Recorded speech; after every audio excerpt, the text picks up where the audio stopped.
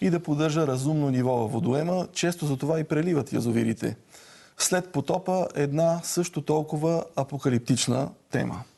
В Украйна мобилизират етническите българи. Те отказват да отидат на война, защото не са наясно срещу кого ще стрелят и защо те жертват живота си за кауза, която не припознават като своя.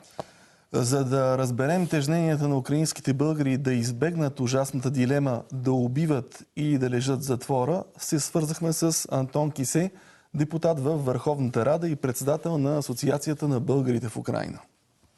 Кои мъже подлежат на мобилизация по силата на последната заповед на президента Порошенко и колко етнически българи попадат в тази категория? Съгласно законодателството, младите хора от 20 до 50 години могат да бъдат, както да бъдат призывники в въоръжените сили на Украина, тъй и мобилизовани. Наистина ли мобилизацията се приема на нож от българите? Видите ли, мобилизацията има проблеми не само в българите, но има проблеми в цяло, да кажем, като кажем за Одеска област, аз ще кажа и за Украина. Има много въпроси, дето не намеря своето решение. Село Колевче, вместо того там да доведат информация на 4 човека в селото, дето трябва да бъдат мобилизовани, те раздада към повече от 300 повестки. Естественото и сразу създава такова напрежение. Част от проблема всъщност е липсата на разясняване и на информация. Точното е. И колко хора, какви условия. Посланикът на Украйна в България през август миналата година каза, че убитите българи са 4. Имате ли данни към днешна дата колко са жертвите на българите и колко са ранените? Точно имаме конкретна дата за българи, уже 5 от село Владичени, буквално една седмица назад в Донецк на летището загина един българин от село Владичени и една седмица назад погибна и заровен в село Владичени, Болградски район. К съжалению, уже 5. А пък колко има ранения, но нямаме точни данни, защото те се лекуват в разни учреждения и в госпитали в Днепропетровска област, и в госпитали в Киев, и в госпитали в Одеса. Има ли българи, които воюват на страната на сепаратистите? Знаете, очевидно има, защото мога да ви кажа, ви знаете, че в Донецка област во времената на Съветския съюз, 48-та, 56-ти години, много българи от нашия край бяха отправени да работят в шахти в Донецк. И много останаха там. И естествено, именно в тези райони, дето сейчас вървят боевые действия, дето тези територии се нахождат под тези непризнаните формирования. Очевидно има. А търсили ли сте някакво съдействие от страна на българските институции? Интересуват ли се те от състоянието на украинските българи? Ну, безусловно, имаме тесна връзка с господин посланник Красимин Минчев. Постоянно държим с него контакт. Той се интересува всяка информация, дето се появява, сразу се интересува. Той посещаваше Одеска област и се интересува ситуацията, настроенията в нашия край. Мога да ви кажа, че има много там спекуляции, но у нас настроение е точно такова в Бесарабия, като в молдованите, в гагаузите, украинците, руските, албанците, дето живеят в този край. Няма никаква разлика. Сега няма български политик, който да не си е направил пиар, като е отишъл пред камерите да дари няколко стари книги в читалищата на бесарабските българи. Но има ли отчетлива българска позиция към момента по този проблем? Да питаме нашите коментатори. Доцент Григорова. Аз поне за сега не съм чула официална позиция. Се надявам да има. Защото това не е тяхна война. Вярно е, нашите сънародници са украински граждани.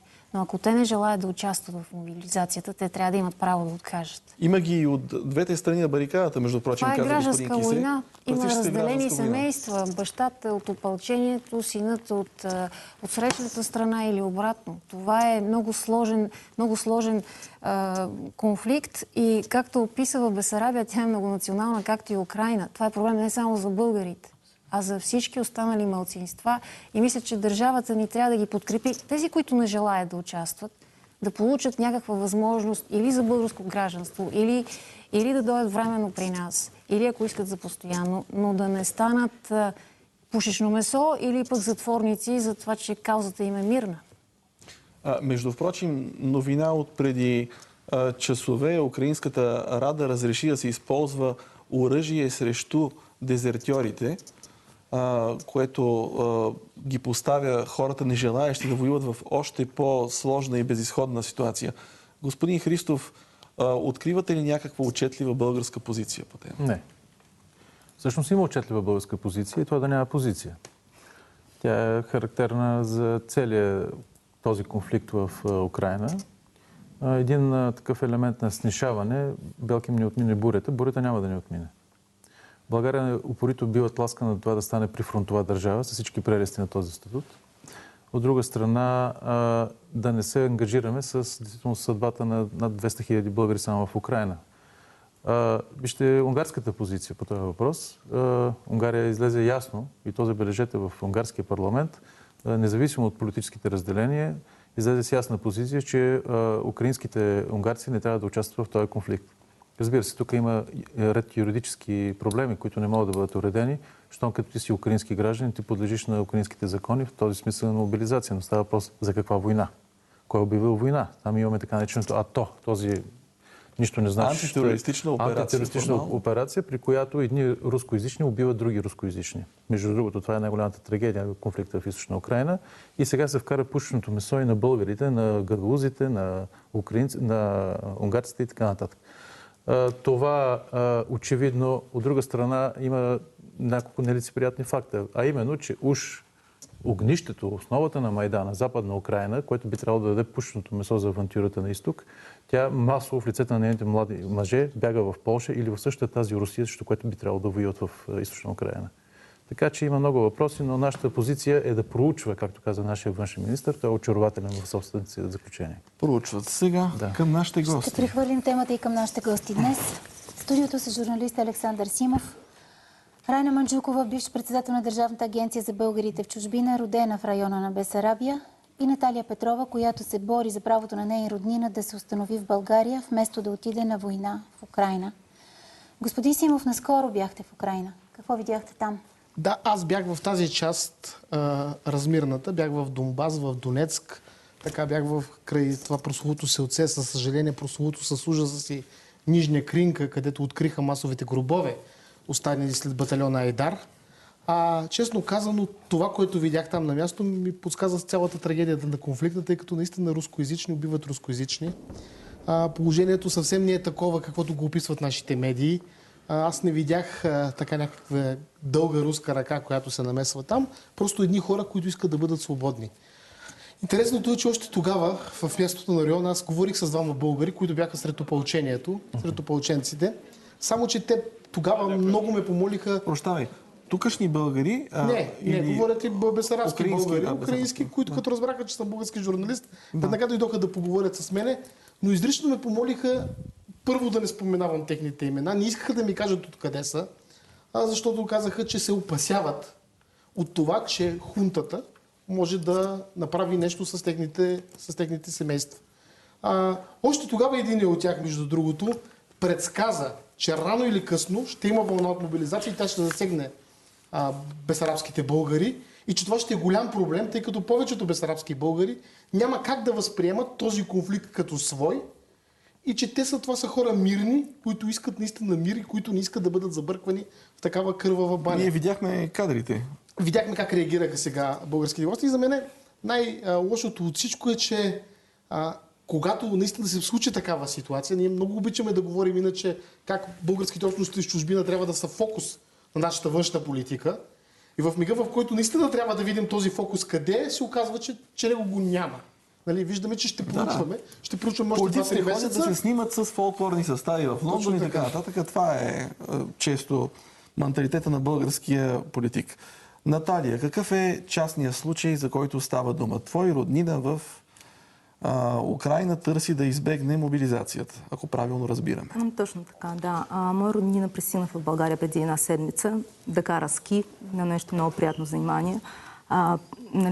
През това време стана вече ясно, че поредната мобилизация в Украйна започва много сериозно, много масово. Хората, майките масово се обединяват срещу това децата да им ходят Значи, това наистина те чувстват. Повечето бесарабски българи чувстват тази война чужда. Те ни я препознават. Не се виждат наистина да воюват един срещу друг. Това вече се повтаряме. И докато беше той тук, майката на моят роднина ме помоли пътиум да си подава документи за българско гражданство. Макар че се знае, че в Украйна е забранено двойното гражданство, не се разрешава. Аз много неща мога да кажа, дори на базата на чутото до сега. И ще започна от това, че все пак всичко това, което правим в момента, е с най-добро чувство към тези наши българи. Всичко това е опит да възпълним празнотата, дори в медийното говорене, защото това започна не вчера, това започна преди много месеци. Но едва сега, когато има реална заплаха, тогава ние обърнахме внимание. Още лятото посланника на Украйна каза, че има 4 убити българи по време на и всъщност първите, това е четвъртата вълна на мобилизацията, а първите започнаха още пролета. Но при цялото това добро отношение, което априори е ясно, все пак нека да не разделяме самите бесарабски българи. Постановката на въпроса е избора дали да воюват във война, която не е тяхна, или да отидат в затвора. По този начин ние виждаме само тези, които не искат да воюват. Да, аз съм съгласна с Наташа. Наистина те са повече. Наталия, извинявай. Но има и такива, които воюват. Но от тях никой не може да ги спре. Те са покарани от държавата. Проблемът е с тези, които искат да избегнат. За тях не ни ли е жал? Как да ни е жал? Жал ни, разбира се, но, че те също отиват. Но там българска държава наистина е безпомощна. Тя вече даде карт бланш на новата власт в Киев, във всичко, което предприема. Просто исках да уточня, че трябва да ги имаме предвид и тях. Исках да прозвучи тук, че има и такива. Със сигурност има и такива. След това, Наталия също така засегна темата, че в Украйна не е разрешено българско гражданство. В момента, говорейки в общественото пространство за това какво България би могла да направи за тези хора, най-много се говори за българско гражданство, масово предоставяне, има истерии в интернет, как чиновници от Министерството на правосъдието трябва да тръгнат по селата и да раздават едва ли не паспорти. Статут на политически бежанци? Ние по този начин, само да довърша секунда, ние по този начин им вадим очи, вместо да изпишем вежди.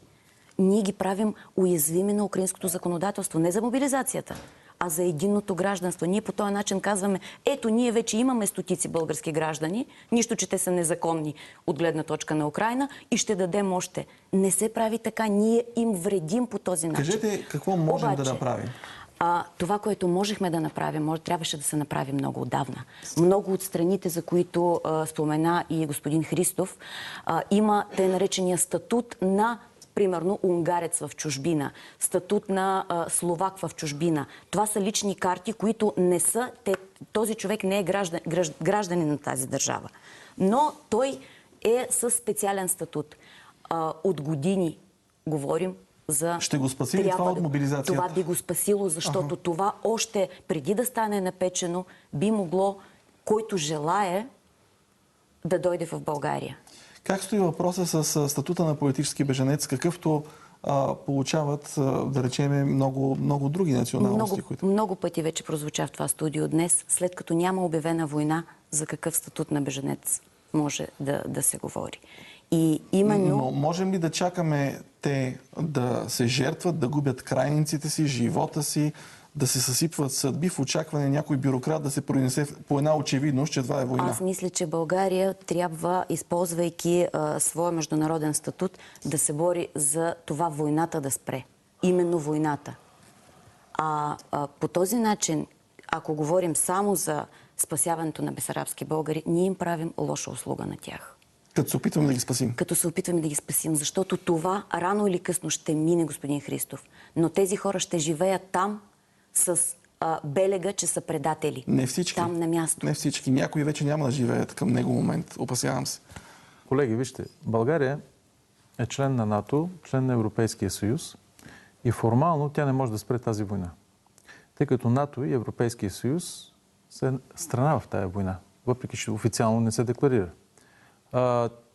Европейски министри, начало с тези външни министри на Франция и на Германия, участваха в нещото, което се нарича Майданна революция. Много бързо някои хора забравиха за това. Те дадаха след това карт бланш на новия режим. И България в момента е в позицията, че тя не може да спре нещо, в което, поради самия факт, че участва в някакви международни съюзи, индиректно е подпомогнала. На следващо място България не зае особена, да речем, позиция, каквато има право. Нищо, че е член на НАТО и на Европейския съюз, каквато позиция, примерно, зае същата тази Унгария, за която говорихме, Словакия. България всъщност няма позиция, което е по-лошо от това да имате каквато и да била позиция. Трето, България всъщност никога не е работила със своите малцинства, освен фолклорните закачки и политическия пиар, за който говори колегата Христов. България няма позиция по този въпрос. България не се грижи за тези малцинства. България не гледа на тези малцинства българските като на български ресурс, за който трябва да действително се грижи с всички възможни и невъзможни средства. Пример за обратното е Израел. Веднага мога да ви дам пример за обратното.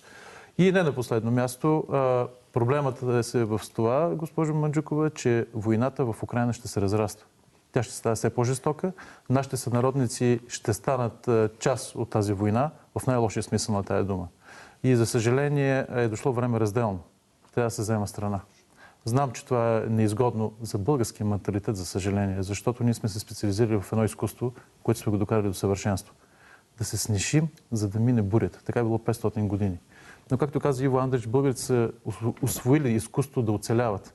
Но питането е, че са забрали за смисъла на оцеляването. Какъв живот ще живеят след това? Може ли Наталия, чухме вашата история. Сега парадоксалното е, че ще разкажем една друга история на една друга Наталия, която вижда нещата по съвсем различен начин. Тя иска да участва във войната, защото вярва, че само така Украйна ще постигне своята независимост. Ето това е нашия двор, така в дълбочина. Българското знаме. То си е постоянно в нашия двор. Когато започнаха събитията в източна Украйна, реших, че редом с българското знаме в нашия двор задължително трябва да виси украинско. Аз съм арабска българка. Семейната ни история е доста сложна, но пък и доста интересна. Иначе не би била толкова цветна, толкова динамична и така.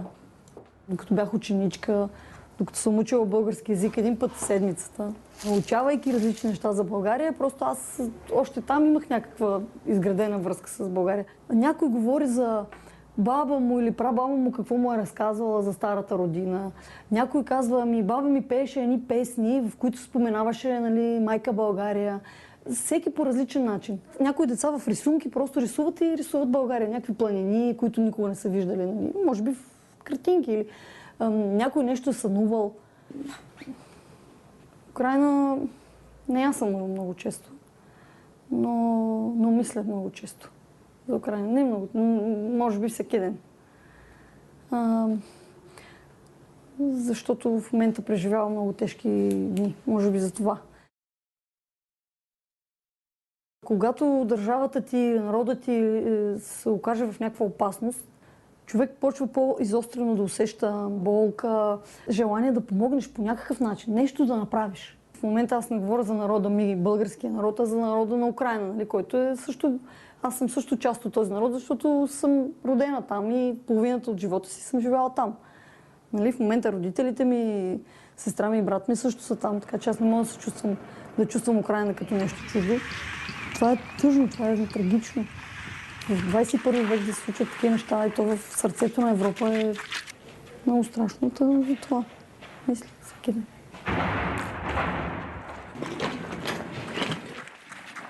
И в момента, честно да ви кажа, даже не мисля за европейския път или някакъв си там руски или интегриран в Русия, с Русия и така нататък. Не, държавата наистина заслужава своя идентификация. Просто тя трябва да се идентифицира, да се отграничи от всичките тези помии, които се изливат върху нея. Тези, които не искат да бъдат мобилизирани, най-често едните казват, това не е моята война и нали, аз нямам място там. А други казват, това си е работа на армията, те ще се оправят, ние сме непрофесионалисти, какво ще помогнем ние там. Друг е въпросът, че примерно аз бих отишла или братовчет ми, който има 4 деца, отиде. Да, мам. Как се казва Войчо? Я кажи. Твоя Войчо, как се казва? Войчо Ди? Войчо Дима на самолета. Не, той какво? Не, той е на какво пилот? На на хеликоптер. Да. И ти какъв ще станеш? На коптер. А ти какъв ще станеш? Като Войчо какъв? Капитан. Капитан като Войчо. И шита на самолета. Това е брат ми, той е кадрови войник. Той в момента си е в поделението, а пък утре го изпращат в зоната на военните действия. В моя край не са особено военизирано настроени хората. Въпреки че има доброволци, даже има и загинали доброволци от Бесарабия. Не трябваше да се допуска това война. Но ако това е цената, Украйна да придобие своя идентичност, да придобие свой облик нов, ако това е цената, голяма част от нея Украйна вече заплати. Ще ми се да попитам Дарина Григорова. Виждаме колко объркана е украинската идентичност. Тя беше мозаична още преди конфликта. По-избистрена ли ще излезе от него или още по-объркана? Тъй като чухме Наталия да казва, аз вече не мисля за европейски път, нито за интеграция с Русия, а мисля за това как ние да излезем по-силни и по-наясно със себе си. Чухме и да казва, че тя не сънува Украйна, но мисли за нея непрекъснато. Само, че тази Украйна, за която мисли, тя мисли, че цената е платена, войната не спира. Тя тепърва ще става все по-жестока. И това е нейно право, че иска да участва. Това е воля свободна на всеки човек или гражданин на Украйна, но тези, които не искат, ние за тях говорим в момента. А за идентичността, това е нещо, знаете ли, това е нещо много интимно. Това е като вярата. В Украйна имаме две културни идентичности. Езикът няма значение. Може на руски да си рускоезичен украински националист или патриот, както има много такива, и обратното. Има и от Западна Украйна, които са на страната на Югоизтока. Но това е многонационална държава. Тук стана дума за изчистване на идентичност. Каква ще е тази идентичност? Етноцентрична ли при тази многонационалност? Това означава разпад. Само уважението към останалите нации може да създаде сигурност. Помните ли как започна всичко? Така наречените федералисти, сега са сепаратисти, искаха само руски език и автономия. Всъщност това го искат от 1991 година. И се им го обещават при всички избори. Партията на регионите, Порошенко, един от създателите, и също участваше в такива кампании. Но ги оставяха разделени, защото е много лесно да управляваш хората, когато са разделени. Както при нас, червени и сини, там са маскали и хахли и други подобни епитети. Така че тази обърканост ние няма как да й помогнем, освен да говорим. Тук стана дума, госпожа Манджукова каза за това да не се чувстват предатели. Предават кого? Ако едно правителство дошло на власт по странни обстоятелства, едни го наричат преврат, други революция на достоинството, те мобилизира без да има обявена война и без ти да го искаш, ти кого предаваш в случая? Нали? Предателството е много емоционална категория, а в момента на гражданска война и на време разделно, както каза доцент Христов, един друг се наричат предатели или обратно и хора от едно семейство могат да се разделят. Аз съм говорила с българи от Николаев специално. Те казваха, че са идвали гастрольори от така наречената отбрана, които са ги питали какви са. И оттутре ще бъдете украинци. Вярно, това са такива тинейджърски изпълнения, когато един тинейджър е воинствен и въоръжен, действа по особен начин. Така че не може да кажем за едните, че са предатели и за другите, но тези, които не искат да участват. България поне морално трябва да каже, че е съпричастна и че може да ги приеме. За това ще стане дума с следващите ни гости. Да, в момента наистина процедурата по получаване на българско гражданство е много тромава. Първо, желаящият, който задължително има доказателства за българския си корен, се записва в сайта на Държавната агенция за българите в чужбина. 10 месеца по-късно идва в България и подава документи. Месец след това бива повикан на интервю. Тоест цялата процедура е разказана накратко. При най-добро стечение на обстоятелствата отнема близо година. Ясно е, че хората в Украйна нямат година за чакане. В студиото е Цвета Кирилова, чието сдружение Азбукари поде инициативата за подписване на петиция, с която иска незабавна промяна в нормативната уредба, касаеща процедурата по придобиване на българско гражданство, що се отнася до лица, живеещи в Украйна. Добре дошла. Добре заварени. Какво ви мотивира да действате? Вие лично имате ли роднини там? За да бъда съпричастна с трагедията на българските граждани, не трябва на всяка цена да имам роднини, но все пак човешкото е в мен и по този начин оценявам, че трябва да бъда активен гражданин на страната и да взема страна в случая да намерим начин да защитим българското етническо малцинство в Украйна. Всъщност ние изпратихме една петиция до президента Росен Плевнелиев, до премиера Бойко Борисов, до председателя на Народното събрание Цецка Цачева, до отговорните институции с молба да разгледат една петиция, която е подготвена от наш екип експерти, които предлагат няколко адекватни и разумни решения. Ако ми позволите, аз ще изчета набързо тези точки, защото те са няколко на брой и искам да бъда пунктуална. Да. Сега, първо е за незабавна промяна в нормативната уредба, както казахте вие, касаеща процедурата по придобиване на българско гражданство. Изменението следва да доведе до облегчаване и съкращаване на сроковете по придобиване на българско гражданство от лица, живеещи в Украйна и доказали българския си произход. Второ, вземане на решение за еднократни помощи за лицата по точка 1. Тези помощи да включват транспорт до България, средства за закупуване евентуално на имот в слабо населените места в България, достъп до безлихвени или облегчени кредити, данъчна ваканция за минимум 5 години и други преференции. Трето, призоваваме за бързи и извънредни мерки предвид форс-мажорните обстоятелства да се издаде нарочен указ за предоставяне на приоритетен бежански статут и убежище на етническите българи от Украйна, както и да им бъде отправена официална покана от правителството на България за заселване у нас. Четвърто, призоваваме отговорните политически фактори в страната да съдействат всячески за постигане на национален консенсус по въпроса, както и ясно да обявят пред света. Само да довърша, че сме фактическа невъзможност да поемаме нови бежански вълни от чужди граждани, тъй като имаме ограничен финансов ресурс и трябва да пренасочим този ресурс към етническите малцинства в Украйна, т.е. българите там. Манджукова. Защо очаквате възражение от госпожа Манджукова? Аз възражение нямам. Всичко това е чудесно. Аз това го видях, тази петиция в Фейсбук, следя ги нещата. Просто и тук, както на много други места, се бъркат понятията предоставяне на българско гражданство и реално заселване в България. Всичко е чудесно.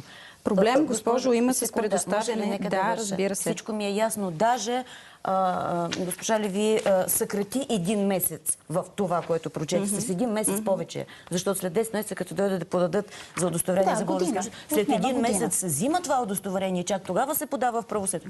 Всичко това е 100% съм зад вас. Въпросът е за заселването. Някой от вас питал ли е бесарабските българи? При тяхно желание. Вижте, госпожо, никой не иска да насилва бесарабските българи да дойдат в България. Нека да довърша. Но, напротив, при тяхно желание. Да чуем само две изречения, госпожа Манджукова, какво е възражението?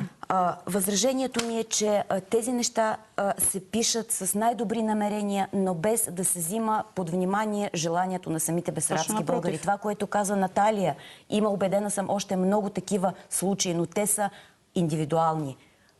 Убедена съм. Не дайте да говорите от името на българите, живеещи в Украйна. Вие ги някакси генерализирате този въпрос. Не, вие го не е така. Не е така. Значи в тази петиция става дума, че ако има такива желаящи и те проявят такава настройка, ние трябва да имаме готовност от страна на българското правителство и от страна на президента да издаде такъв незабавен указ, така че нашите българи да се превърнат в бежанска вълна и да дойдат в България. Защото ако те имат нужда от това, ние нямаме право да ги ограничаваме. Не, текстът е много верен. Не сте го прочела правилно. Нека да чуем господин Златко Александров, който е главен секретар на Държавната агенция за бежанците при Министерския съвет.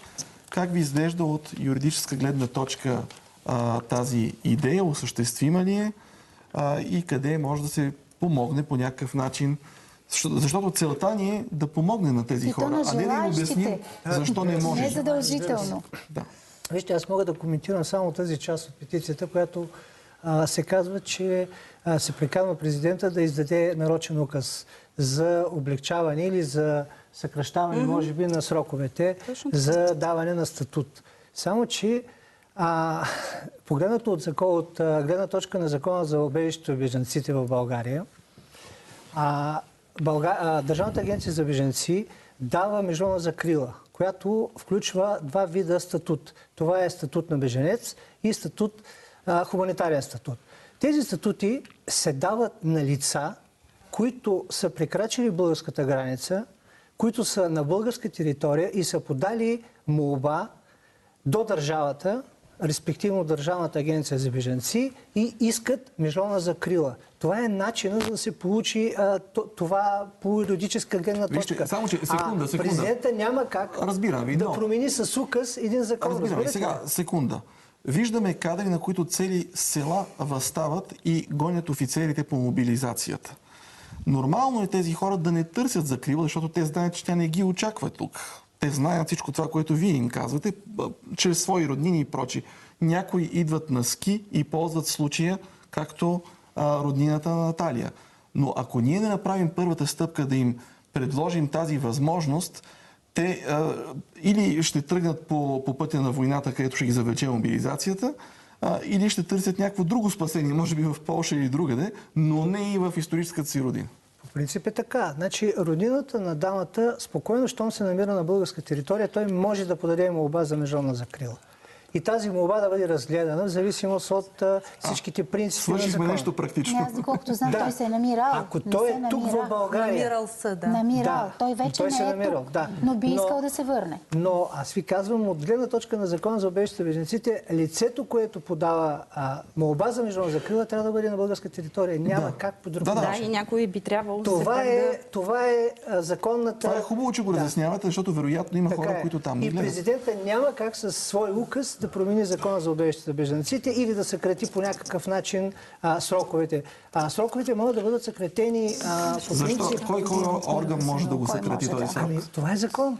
Промяната на закона е от законодателната власт. Парламента. Тоест инициативата трябва да се отнесе до парламента и да бъде внесена от някого там. Така е. В момента в парламента между първо и второ четене се намира закона за изменение и допълнение на закона за убежището и бежанците. В този период, ако политическите сили по някакъв начин изпълнителната власт или законодателна власт по някакъв начин внесе някаква такова предложение за промяна, то може да бъде разгледано и да бъде... Разбрах ви. Тъй като времето ни е изтекло, последно към Цвета, значи в парламента трябва да се отнесе тази идея, ако правилно разбирам от господин Александров.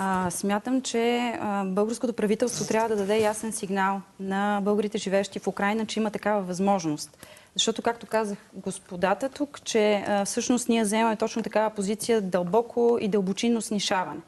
В сряда имаше така наречения блиц-контрол, в който не се разбра изобщо каква ще бъде българската политика и българската позиция по отношение на българите в Украйна.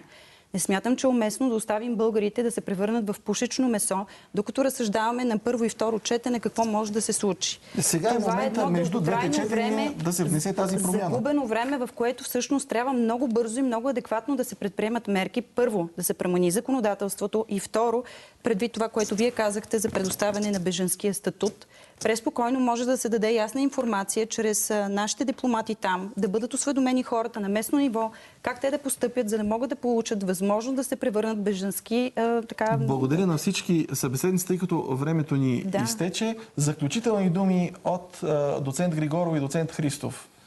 Заключителни думи, вярвате ли, че тази държава ще се задейства или не сте особено оптимисти? Аз не вярвам, но се надявам. Господин Христов. Аз знам, че няма да се задейства, защото си знам държавата.